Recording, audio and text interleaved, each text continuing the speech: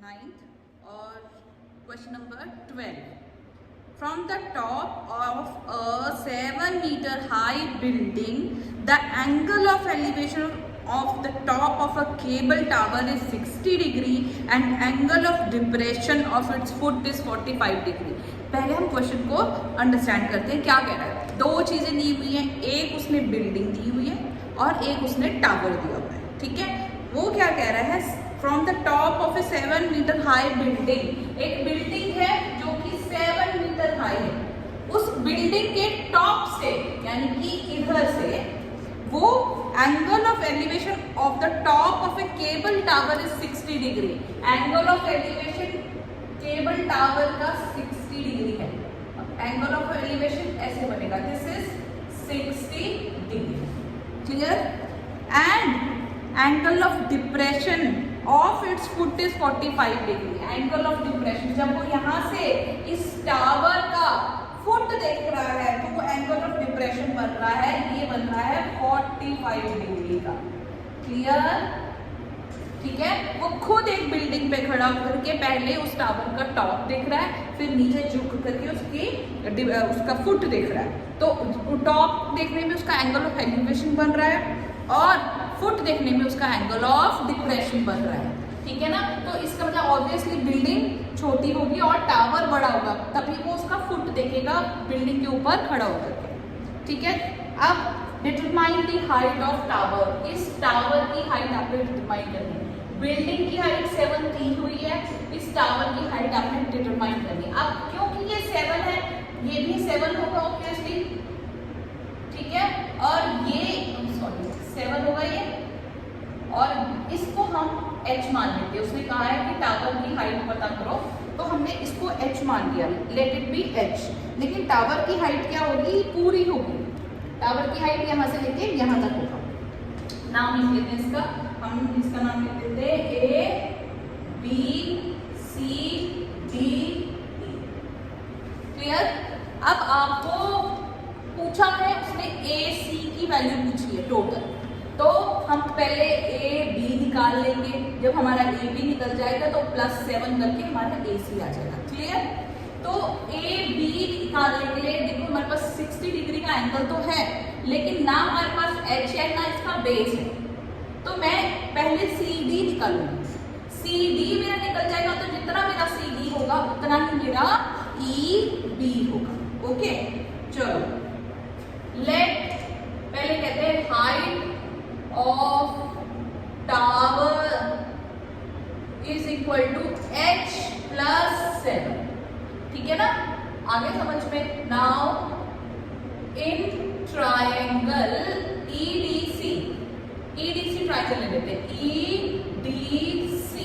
अब EDC triangle में बेटा ये मेरे को साइड 7 दी हुई है, लेकिन मेरे पास EDC ट्रायंगल में कोई एंगल नहीं है. अब मुझे मालूम है कि ये डिप्रेशन एंगल 45 है, मेरा ये 45 है, तो ये भी मेरा 45 होगा. क्यों?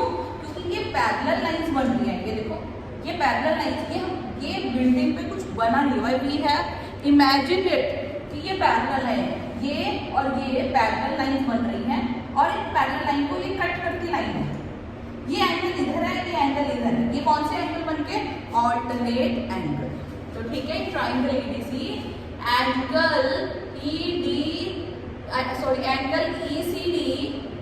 Angle ECD is equal to 45 degree. यहाँ पे आप लिखोगे ऑल्टरनेट एंगल, रीजन देखो. ठीक है. अब मेरे पास ये 45 डिग्री आ गया, ये 90 डिग्री. बिल्डिंग स्ट्रेट है, building and tower both are straight. ये भी 90, ये भी 90, इवन दिस इज आल्सो 90. ठीक है. ये हम अज्यूम करके ही चलते हैं कि एक सीधी बिल्डिंग है, वो 90 डिग्री पे ही होगी ग्राउंड के साथ. वो स्पेसिफाई नहीं करेगा, आपने अपने आप अज्यूम करना है इसको. तो इसमें आप ये 90 डिग्री है, ये 45 डिग्री, ये बेस हो गया, ये परपेंडिकुलर हो गया, ये हाइपोटेन्यूज हो गया. तो हमें चाहिए कौन सी साइड, बेस चाहिए. तो परपेंडिकुलर ओवर बेस हो गया, ED upon DC is equal to tan 45 degree. Clear है. ठीक है ना. तो ED कितना है, 7. DC आपको पता करना है, tan 45 आपको 1 पता है.